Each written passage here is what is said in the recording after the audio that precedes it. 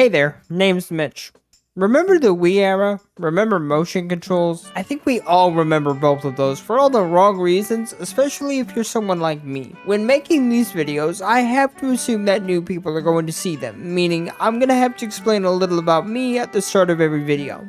Here it goes in 30 seconds or less. I have cerebral palsy, and it causes a myriad of issues. The one that you need to know about as a viewer is that my right hand isn't good for much of anything. I have next to no control of what it does. See that hand cam in the bottom right corner of my footage? I made it sort of transparent so you could see the game behind it. That's not just how I played this game for this video, that's how I've always played any video game since the day I first learned that I have exactly one opposable thumb. Or it would be how I played every video game had it not been for someone at Nintendo circa 2001 getting the brilliant idea that moving while gaming was the future. See, for people like me, motion controls aren't just an annoying gimmick, they actively restrict access to games in which they are mandatory. When The Legend of Zelda Skyward Sword first released in 2011, I was a huge Zelda fan, but this was one of plenty games on the Wii that I tried to play, but never could get very far because even if the motion controls had worked as advertised, my own body was an obstacle in and of itself. So for 10 years, there Skyward Sword was on my shelf with a save file at the second dungeon boss,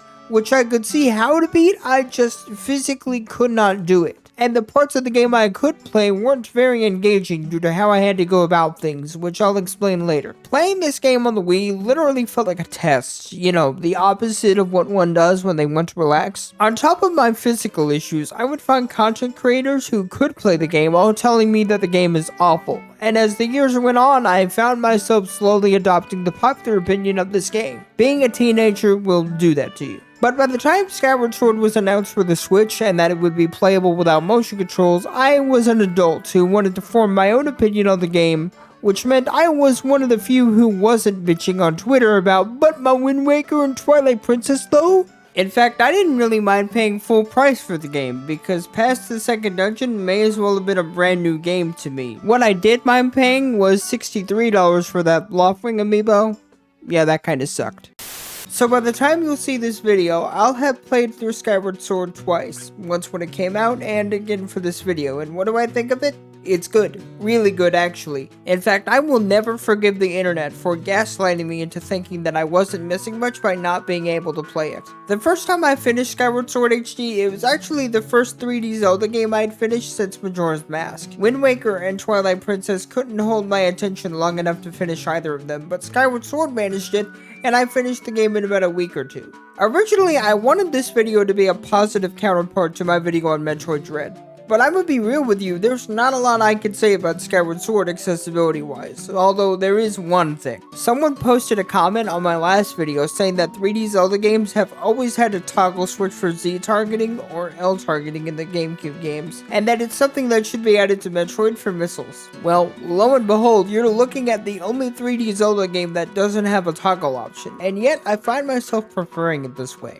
Whenever I play Ocarina of Time or Majora's Mask, I set the targeting to switch, assuming that I'll find it more convenient, but in tight quarters, the target will get stuck between two or more enemies, and all I want to do is stop targeting and get away. This happens in the N64 games and in Wind Waker, but not Skyward Sword because it doesn't have a toggle switch. Still, the lack of the option isn't perfect. Twilight Princess has a toggle switch, but if I hold the target button while I have it set to toggle, the target lock will disappear and I can run away. This honestly feels like an oversight to me, but even if it is, I think this is the best way for targeting to work in Zelda. The L button in Twilight Princess doubles as a target button and a please don't target anything, let me run away button. Apart from targeting though, Skyward Sword was inaccessible to me on the Wii. The Switch version made the motion controls optional and now I can play it without much issue. Using the right stick to swing the sword doesn't feel quite as fluid as I expected to, but after playing for a bit, it starts to feel normal. Because I'm just one guy with one disability, I find it very hard to analyze a game's accessibility except in a negative light, and only if I personally had a bad experience. That isn't the case with Skyward Sword though, so instead of finding a series of very specific nitpicks, I'm going to yell at you for a few minutes about things I love about this game after having missed out on it for over a decade. First of all, I actually really like the combat. Don't get me wrong, it's not the most complex or intricate system out there. This game ain't putting Dark Souls to shame. But compare this to any other Zelda game and you'll notice that the enemies have brain cells for once. Enemies in most Zelda games either walk toward you and attack when you're in range, making no attempt to block your attacks, or if they do have a shield, they kind of put it up and down seemingly at random, which annoys the player, causing them to swing their sword wildly, hoping to land a hit whenever the enemy decides to play nice. Skyward Sword, on the other hand, was clearly designed in such a way to make combat more engaging. The problem with that for 10 years was that the mechanism around which the combat was designed simply didn't work. I remember detractors of the combat complaining that the motion controls made every enemy feel like a puzzle. For me specifically, it was more a game of red light, green light with my hand, because anytime I needed to fight anything or do anything the environment asked me to do with the motion controls, I had to stop everything, pause the game, pick up the Wiimote in my left hand, unpause and do what I needed to do. I originally wrote in my script that I can't show you because I don't have my Wii anymore, but I managed to recreate the struggle using the motion controls on the Switch. And just looking at it, you can imagine how this ruins any immersion the game wants me to feel. Make the motion controls optional, and suddenly the combat goes from a chore to something I enjoy because the controls now work. This right here is proof that games don't need gimmicks to be fun. Skyward Sword was intrinsically designed with a mechanism meant to make swordplay engaging, and yet removing that mechanism and replacing it with something less kinetic is what actually makes the combat enjoyable. And that's not just my disability talking. I know I'm not the only one that thinks Skyward Sword's gameplay is better without motion controls. Another thing I appreciate about this game is the world and its structure.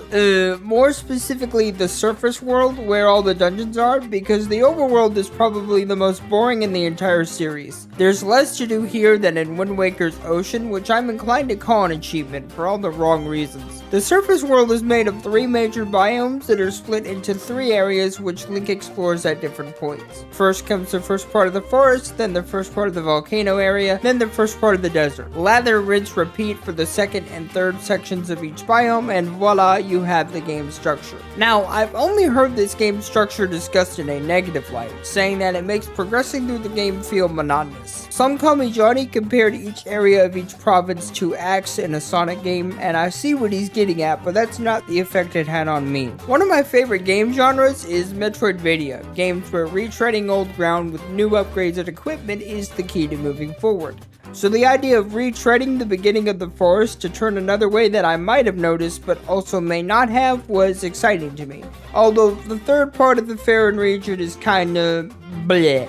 I love the idea of swimming around in a flooded woods, but the thing you do in the flooded woods is dumb and it takes longer than it needs to. The music notes were a waste of time the first go through, and they're still a waste of time. The second trip to the desert is probably the single most creative thing Zelda has ever done. This desert becomes an ocean that you get to ride a boat through, and it's awesome. The stealth section in the Elden province is nothing special, but I also don't hate it. It's harmless. Your mileage may vary on the quality of things you do in each area, but I fail to see how Skyward Sword is structured any worse than Ocarina of Time was. That game had you go to the forest, mountain, and water areas to do things as a kid, and then the adult section had you go to the same areas but do something different. 3 of the adult dungeons are even on the same side of Hyrule as the child portions, and yet no one complained about that, so I don't see what's so egregious about Skyward Sword. I don't think I'm saying anything new when I say that the dungeons and their bosses are the best part of Skyward Sword. This game has some of the most creative dungeons in the series, and I can sparsely explain it, but I think their atmosphere sells them. I played through each dungeon twice for this video, once off camera so that I could get through without hours of footage of me wandering around like an idiot, and I didn't get bored of any dungeon. My favorite is probably the Ancient Cistern, which will come as a surprise to absolutely no one who's played the game. From what I understand, this place and the things you do in it are basically an interactive spin on a Japanese folktale. Fighting the boss of this place was great. I felt like a badass ripping this robot's arms off and then smacking its core repeatedly with its own weapons. I find this to be the hardest section of the video to write. It's difficult for me to parse why these dungeons are fun, but what I can say is that out of the portions of the game I could play as a kid, the dungeons are what I dreaded most. I entered one and I fully braced myself for annoying puzzles built around motion controls that worked against me. Remove the motion controls though, and the part of the game I dreaded most became the most enjoyable part for me.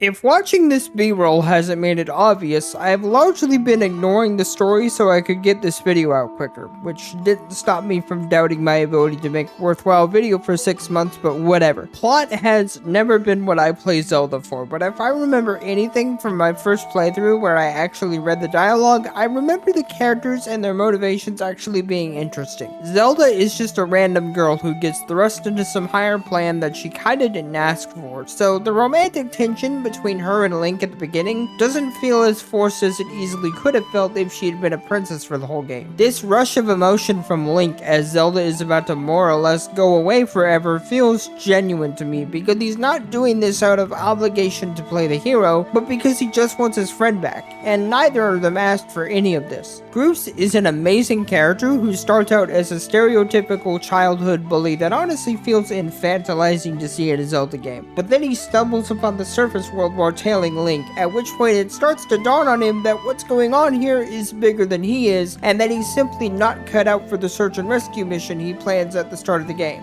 That's not to say he's entirely useless, just that his role in this world is different from his original goals, and as he starts to realize that, he gains genuine respect for Link, and becomes a respectable character in his own right. This is a level of character development and motivation that Zelda characters don't typically have from where I'm sitting, and I'd like to see more of it. All in all, I'm really happy that Nintendo finally released Skyward Sword in such a state that I could play it from start to finish. This was a game that for 10 years I looked at, wanted to play, wanted to form my own opinion of, but couldn't because its control mechanism gatekept more or less the entire game from me and others like me. I would hear from content creators at the time that I wasn't missing much. Some people even said that there were too many problems intrinsic to this game and that simply eliminating motion controls wouldn't save it, and nah, the game's great. It's not perfect, the overworld is boring as shit, and a few things you do feel like filler, but on the whole, I thoroughly enjoyed this game. Skyward Sword HD showed me, and I'm sure anyone else who either couldn't or refused to play the game with motion controls, that this formula of Zelda still has merit, even post Breath of the Wild and Tears of the Kingdom. When this was released in 2021, I took it as confirmation that linear Zelda was not dead, that the open world style of Breath of the Wild was just going to be a 1 or 2 game thing, and then they would go back to making games like Twilight Princess and Ocarina of Time. Fast forward 2 years, and Eiji Aonuma has more or less confirmed the opposite. That linear Zelda is old and busted, and open world Zelda is here to stay for the foreseeable future. And I'm kinda bittersweet about it. I don't dislike this new age approach to Zelda, I just don't see why this Zelda and this Zelda can't coexist. Oh well, I'm sure in a few years someone will get nostalgic and make an indie game in the style of linear 3D Zelda.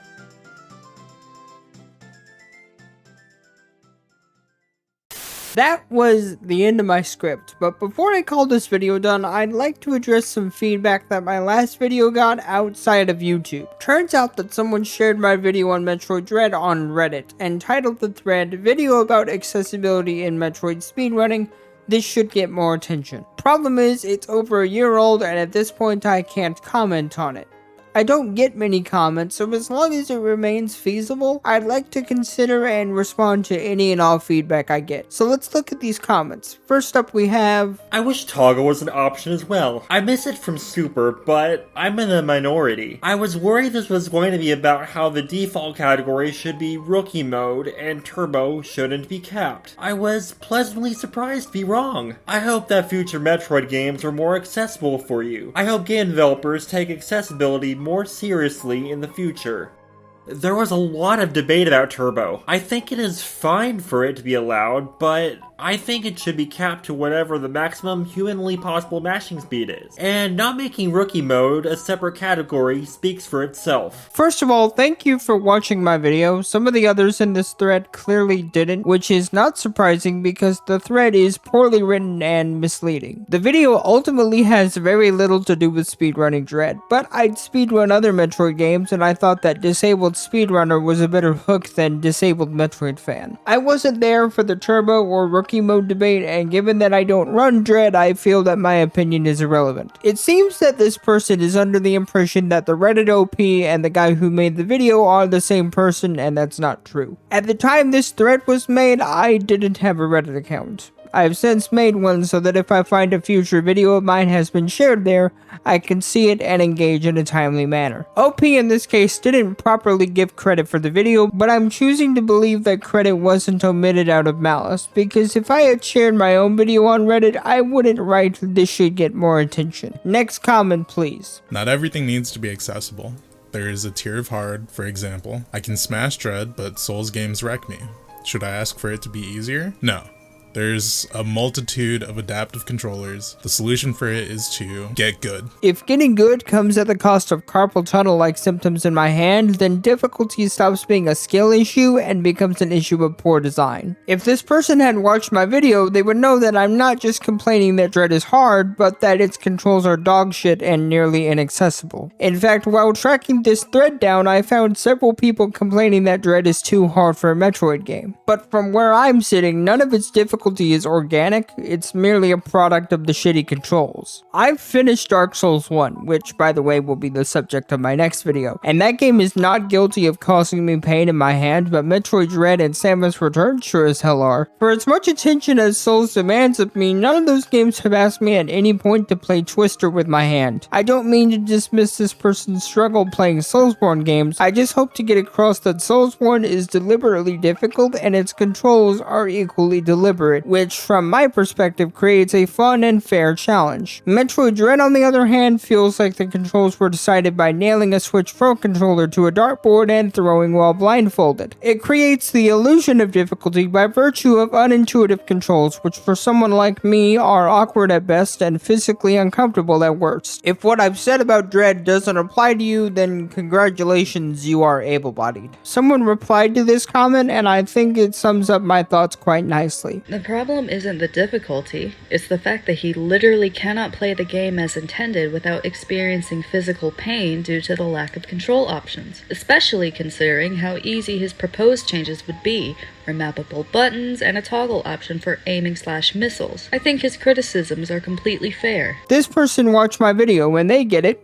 No notes on this. Thank you for watching and proving my point. Last and certainly least, I couldn't roll my eyes more deliberately. I'm going to assume this person took the poorly written thread title at face value and elected to not watch my video. I don't mean to be dismissive as if I can't take criticism, but how am I supposed to make a meaningful response to low effort feedback like this? If you want to critique my video, and if you expect a meaningful response to that feedback from me, may I suggest watching my video first? Again, I can't blame this person too much for a low effort response to a Reddit thread that doesn't describe my video well, but I don't know what else to say to this.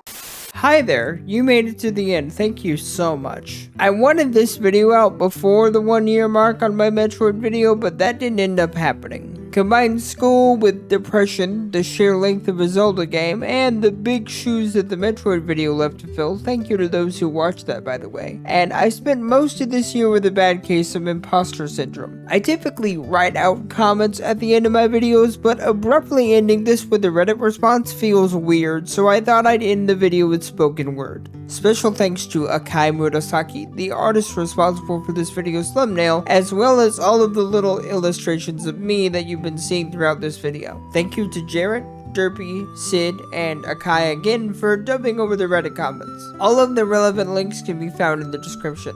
I said this earlier, but my next project after this video goes up will be on Dark Souls 1. Skyward Sword took me 5 months just to play, and Dark Souls 1 will certainly take me longer. If you'd like to catch me between videos, I stream over on Twitch every Monday, Wednesday, and Friday starting at 3 PM Eastern US time. I'm not sure how well I'll be able to stick to that schedule when school starts in October, but we'll see what happens. By all means, feel free to give whatever feedback you want in the comments, but I have a specific question for you, the viewer. You may have noticed that the Wind Waker and Twilight Princess A-roll, as well as the Metroid Dread gameplay, was in German. I like using video games to practice foreign languages. I do it all the time in my free time, and it's something I plan to make a more common occurrence on my live streams. I'm I'm going to assume that the majority of my audience speaks English, so I should ask if you mind seeing German sprinkled throughout a video like this, or if it's distracting to hear me speak English and see something else on screen. If it turns out you'd rather the entire video, both visuals and audio, to be in one language, then I'll keep any and all footage I record for future videos in English. With that question out of the way, thank you for watching and have a good day.